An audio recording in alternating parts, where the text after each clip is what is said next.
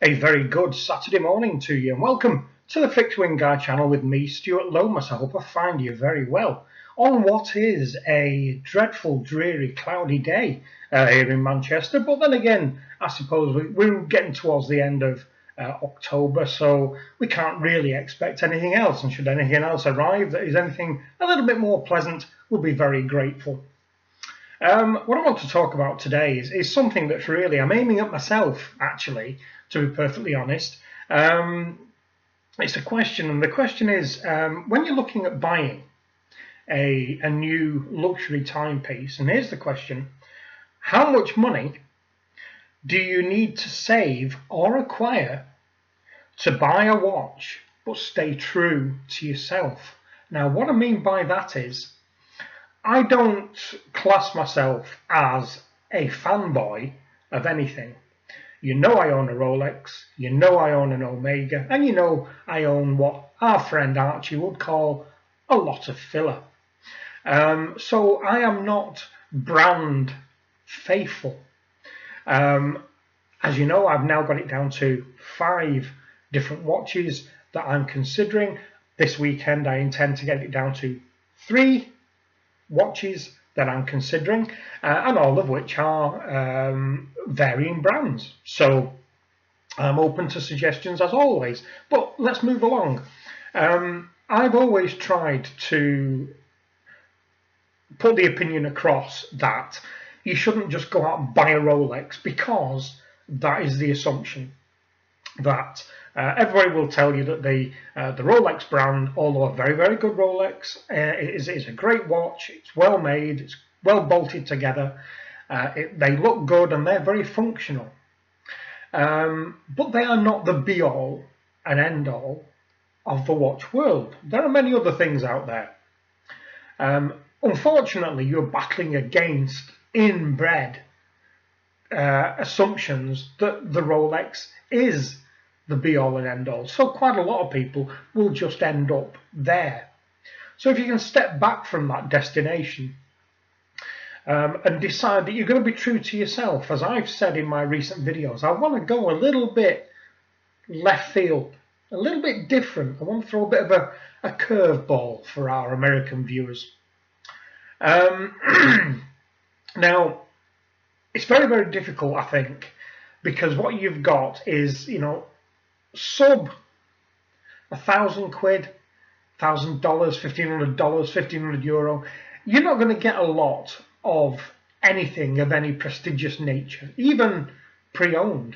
And if it is pre-owned, it doesn't work. It's scratched to hell, and it is only really suitable for parts. So let's go up a little bit. Can we get anything from, £1,000 to £2,000? Well, again, kind of not really. You can get some of the really good micro brands for that. Of course you can. Above £2,000, then we're getting into the areas where you can buy something, and something that we, the watch community, can look at and think, nice watch. So, we're looking at the Tudors of this world, things that are acceptable, shall we say, by us. And a brand that I like, and I don't have a problem with this brand, and yet a lot of people do. Raymond Weil, they do. I appreciate that they are like a boutique brand. They're everywhere, in every jewellery, in every shopping mall, everywhere. I appreciate that. But they do, in my opinion, have some very, very good quality watches that span the range of every different function, size, shape, colour, etc. that you could possibly want. And they are good value for money. And, a relatively young company, of course, and still family owned. So let's move on then. So we go above the £3,000 mark. So we're getting into the area now where you can really look at potentially getting something really good that's pre-owned. A Subby or an Omega Seamaster, perhaps, second-hand, a really good quality one. Something that's maybe, 18 months, 2 years old. Looks sparkly, brand new, maybe. So then you go, above that even more, and then so all of a sudden 4, 5, 6 grand, you're then into new watch territory. So if you, like me, have an idea of wanting to be that little bit different, that little bit left field, and even if it's an established brand like Rolex or Omega, maybe you want to go to a model that not a lot of people have, for instance, something that is right at the top of their tree, that is a little bit out there, but more expensive, that the normal Joe in the street wouldn't be able to achieve. One of the bullhead ranges, maybe, that is very different. Not my cup of tea, but I would understand why somebody bought one. So maybe that's where you're going. But what the problem is then, of course, is that you're right bang smack in the target area of all the mainstream brands.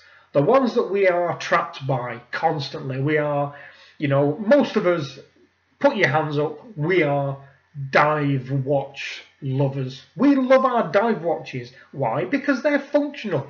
They can be used literally anywhere. If you happen to dive, just an idea, they will do that. They will look great as a sports watch. They will look great as a dress watch. So why not have a dive watch? Well, it might be, again, in my case, that I want to be a little bit different. I own a number of dive watches, and it's fine.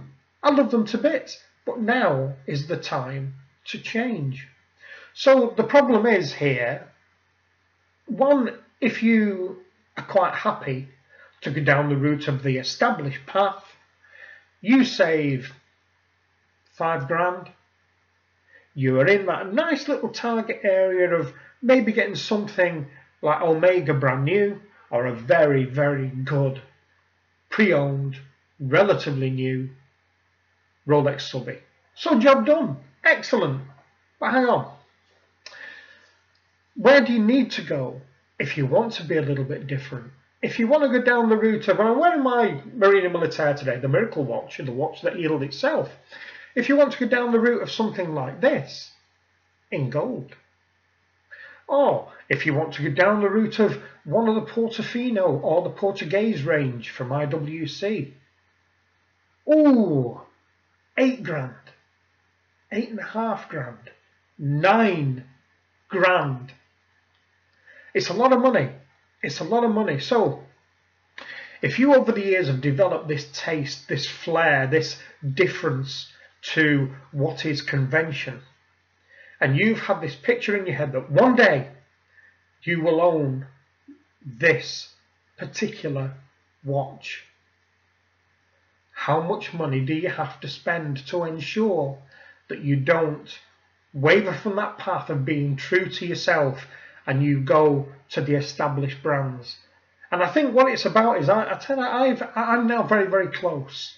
I'm not going to tell you just yet how much I've saved, but it is sufficient for me to say that I've saved enough to be true to myself. It's been very, very hard. It's been very, very long, but I'm hoping it's going to be very, very rewarding, because I won't just have to settle. Because in life, not just in watches, the worst thing you can do is settle. Just settle for something, because you'll never be happy. And at some point, especially in the watch world, what will you do? Absolutely, you'll flip it. You'll flip it, you won't get as much money back, and then you start all over again, because you've got the awful thing that we've all had occasionally, buyer's remorse. Absolutely awful, a hateful, hateful beast that you think, why the hell did I buy what I've got strapped on my wrist right now? So you rid yourself of it, so the process starts again. So you've got to be true to yourself. Some choices are easy. Everybody would like a subby. Of course they would. Why wouldn't they? So perhaps that's an early acquisition for a prestige watch. Maybe that's it. But later you might want something, as I do, that little bit left field, that little bit different. So you've got to be true to yourself, and you will regret it if you're not true for yourself. So I guess that's it. Let me know what your feelings are on this. Have you fallen foul of saving up and you've got a chunk of cash, and what you've done, instead of carrying on saving to allow you to be true to yourself, you've jumped in the pond. You've bought an Omega, or you bought a Rolex, or that kind of thing. And you bought it, and it's lovely and it's great, and everybody on YouTube loves it, and you're thinking, I wish I'd have saved for that little bit longer, Have you done that? And if you have, what happened? What did you buy? And why did you buy it? And have you still got it?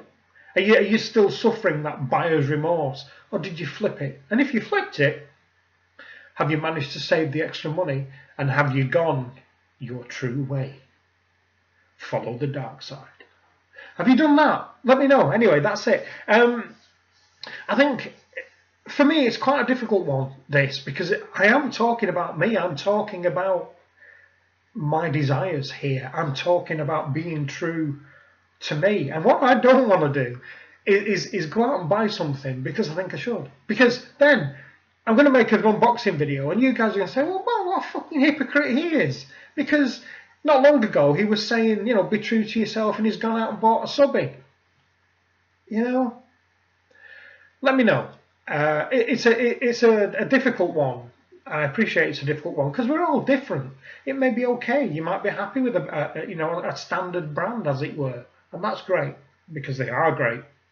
But going a bit different and always intending to go somewhere a little bit different is the hard thing to maintain, and that's where I am. It's confession time, people. It's confession time. Let me know what you think about this one. It would be lovely to hear what your opinions are on this. So I guess that's it for this one. I've been away for a couple of days, as you're aware. No reason to tell you what that's for. So I will look forward greatly to your comments. I think hopefully this should actually generate a lot of comments with a little bit of luck. So as always, comments, questions, queries, suggestions for this kind of nonsense, pop them down below. And for now, that's it. I shall look forward to speaking to you again soon. If this is your first time here, yes, I am a watch-centered channel. They're not all about watches. There's some other out there stuff which quite a lot of people will tell you. Have a look at those, and if you're liking what you see, please subscribe. I think, as I've never mentioned, I put a little jobby down here. I've never mentioned that. Give it a touch, see where it takes you. Subscribe, and also if you're liking what you've seen, give it a thumbs up, which will counter the old thumbs down. So I shall speak to you again soon. Thank you very much for watching. Bye bye.